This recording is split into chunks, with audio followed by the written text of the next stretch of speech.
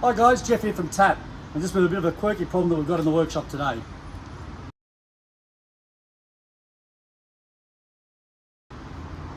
This car's presented itself via another workshop. They've got some air conditioning problems on this particular Audi Q7 or SQ7, and it's already had a compressor replacement and a couple of other parts replaced.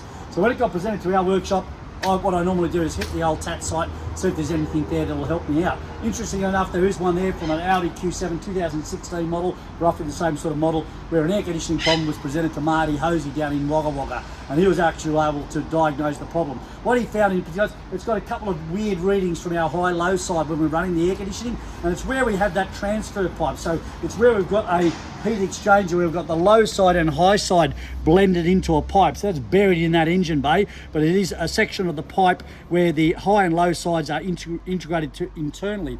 Now it makes it very difficult to diagnose them because we've got an internal high pressure refrigerant leak, so a liquid line going to vapor line within that pipe, and that's what's causing this particular problem. So a lot of the late model cars are coming out with that particular pipe, so keep an eye out for them. As they're getting a bit older, they're starting to break down internally and leaking from the high side through to the low side in that particular pipe. So a big thanks for Marty for putting this particular repair solution up. It's given us a really big heads up on this one here today, and we've been able to get the parts organised, and we'll get this one finished off today. So while the temperature's rising across the country for summer, obviously air conditioning is going to become a bigger thing we're going to be looking at, and this is one of those quirky ones that can really lead you astray if you're not aware of it. So if you're a member, make sure you're consulting the TAP website whenever you get these sort of problem cars in your workshop to see if there's another case there that might be able to help you. See you next time.